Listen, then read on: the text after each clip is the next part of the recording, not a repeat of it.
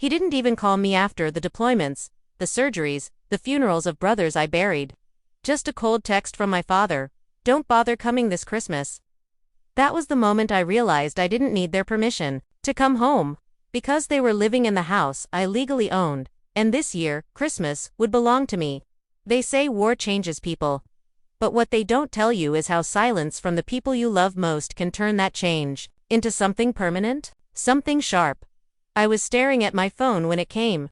The message that finally fractured whatever threadbare illusion I still held about family. One sentence. No greeting, no kindness. Just a digital dismissal from the man who helped bring me into this world. "Don't bother coming this Christmas.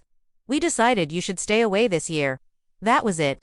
No, "How are you?" No, "We miss you." Just a cold corporate-style severance notice. My father, delivering what felt like a final judgment. And the worst part. Not a single word from my mother or brother to soften it. They were complicit in their silence, signing an unspoken contract to exile me, just days before Christmas. My name is Rachel Monroe. I'm 33, and if you're hearing this, stay with me. Because this isn't just a story about betrayal, it's a story about return.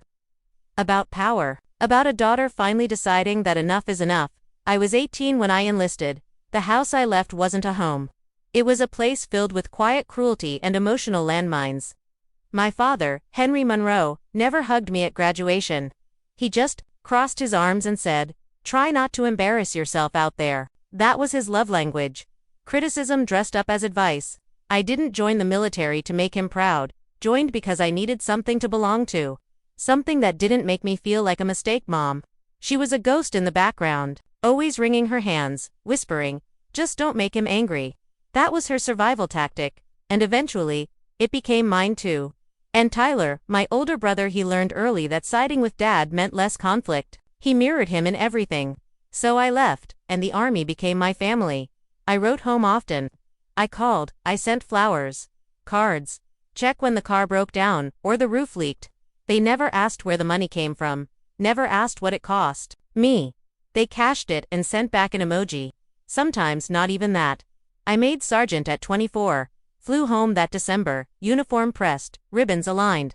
I was proud for the first time in a long time. Thought maybe, just maybe, grab a shovel, my father said when I walked through the door. Driveway's a mess. No welcome home. No congratulations. Just ice and silence. Still, every year I tried. Every Christmas, I hoped. But this year, I had a new plan. This year, I was done. I had my discharge papers, a modest pension, and a tired heart. I bought a ticket home, hoping for even a morsel of warmth. Then came that text. And that was it. I sat in my one-bedroom apartment in Fayetteville, North Carolina, the blinking Christmas lights on my window flickering like false promises. I stared at the message and typed one word back. Fine, but I didn't mean fine like people say when they want someone to ask again. I meant it in the final way. The kind of fine that marks the end of a long, bruising war. I deleted my airline ticket, poured a glass of red, toasted the silence. To family. 5 days later, the calls started. 10 missed calls. 1 from Tyler, 1 from Dad, 4 from Mom, and 1 from their lawyer. That was the one that made my heart skip, because by then, it was too late to undo what I'd already set in motion. It started with an old email. I was digging through my military archives, for distraction, avoiding the ache. And then I saw it. A digital copy of a document I hadn't thought about in 5 years. A mortgage cosign. I was 24, home on rare leave, and Dad had asked me to sign something. Just a technicality, he said. A second mortgage. His credit was trash. Mine was good. I was young, naive, and desperate for approval, so I signed. What I didn't realize then, what none of them realized, was that the document gave me 51% ownership of their house, and now, after that text, I was no longer their daughter. I was their majority co-owner. I clicked through the contract slowly. It was legal, signed, witnessed, executed, and there it was, in fine print. In the event of borrower default or voluntary transfer, the cosigner assumes controlling interest over the property. Controlling interest. I leaned back in my chair, the weight of that phrase pressing against my ribs. He asked me to cosign because he had no choice, and I said yes because I still believed a signature could equal love. But now, that signature was leverage. And I was done begging for scraps. I called a lawyer, a real estate specialist I knew from base. I posed a hypothetical. What happens if a cosigner with majority interest is told not to come home for Christmas? He chuckled, then said, if she wants to take control, she absolutely can. So I did. I drafted a letter. No drama. Just facts, effective immediately. I will be exercising my controlling interest as cosigner and legal majority owner of the property located at 12 Windmere Lane. Legal rights and responsibilities will be enacted through counsel. Certified mail, old school intentional. I booked a cabin in the Smoky Mountains. No tree, no lights, just peace. Just me, and I waited. Christmas morning.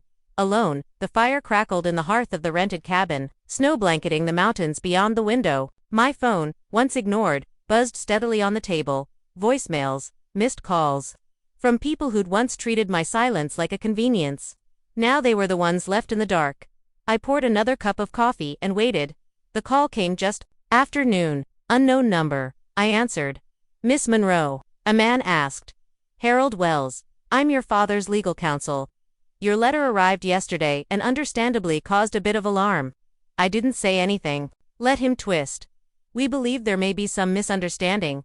There's no misunderstanding, I interrupted. I reviewed the documents with my lawyer. They're valid.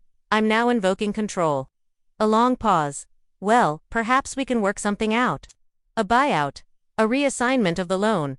I let him go on, because I realized something in that moment. They were scared. Not of eviction, but of me. Of what I represented.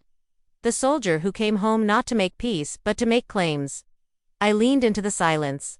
I'm open to discussion, I said, but only if my father calls me directly. Not through you. Not through Tyler. He started this. He can speak to me himself. Harold cleared his throat. That may be difficult. So is betrayal. But I survived that, too. I hung up. The next day, I called in a favor a friend from base, who now ran a property management company. I hired them. Their job. Begin formal transition. Conduct an inspection. Establish presence. I wasn't evicting them. Not yet, but I wanted them to feel it. That night, the calls escalated. Tyler first. Ratch, what the hell is going on? He snapped. Dad's freaking out. There's talk of lawyers and eviction notices. What are you doing? I stirred my tea calmly. Executing my rights. You're kicking them out over a text. No, Tyler, I'm not kicking them out yet. Silence, you know how he is, he said finally. Yes, I do. That's why I'm doing this.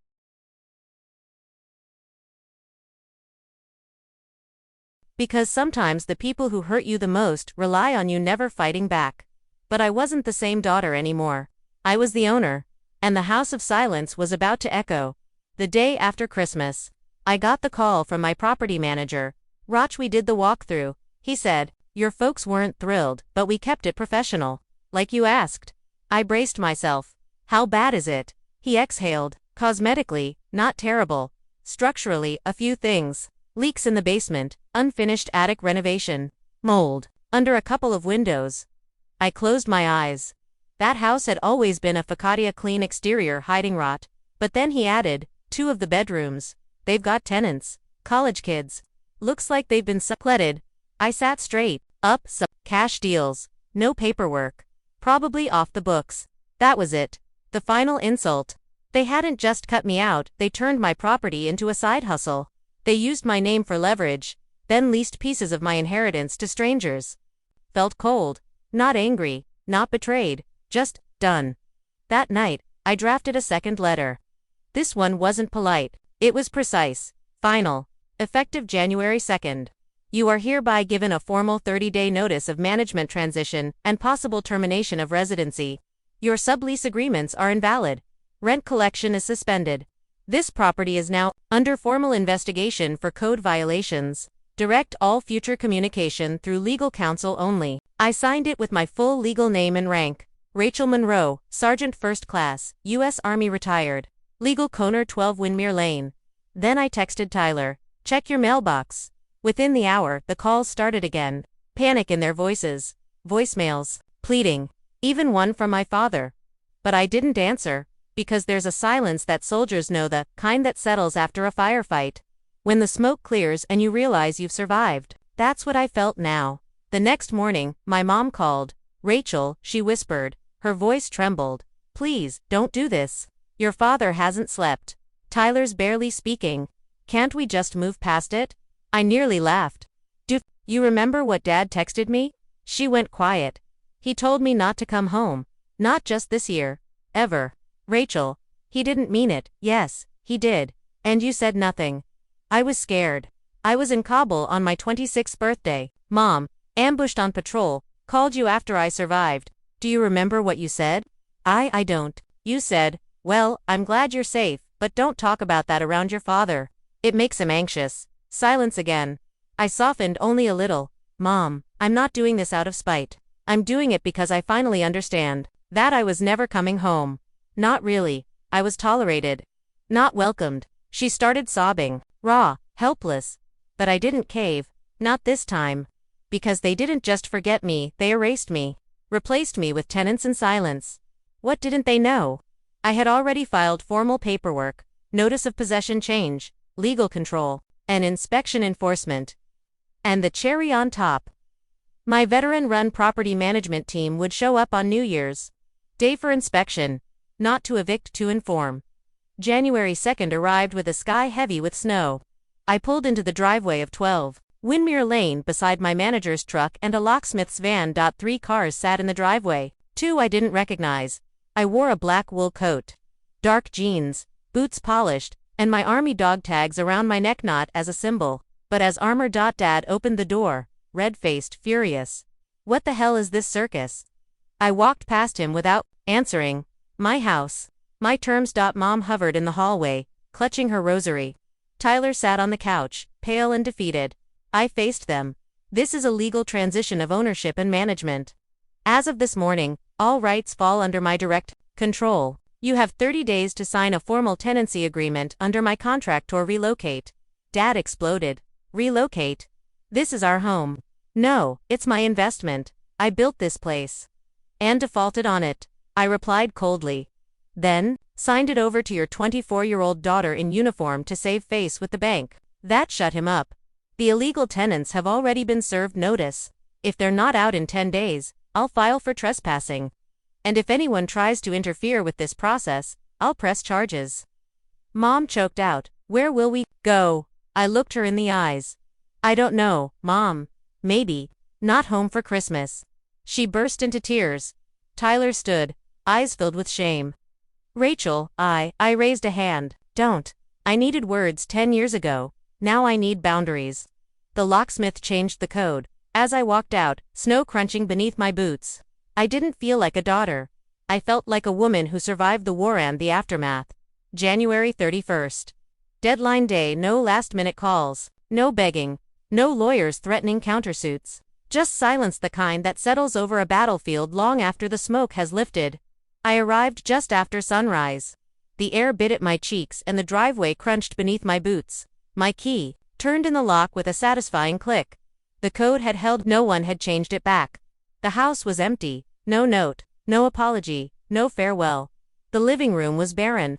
A pale rectangle on the wall showed where a family photo once hung, my face likely long removed. The couch was gone. The rug too. All that remained was the silence in Tyler's old room. A duffel bag tag read Lake Placid Ski Trip 2023. I was never invited. Never even told. In the kitchen, the window still had the crack from where I threw a softball too hard at age 12. My dad never let me forget it. And on the hardwood floor near the fireplace, a long scratch caught the light. It ran exactly where the old coffee table sat, the one I bought with my first deployment bonus. They always said it was a loaner.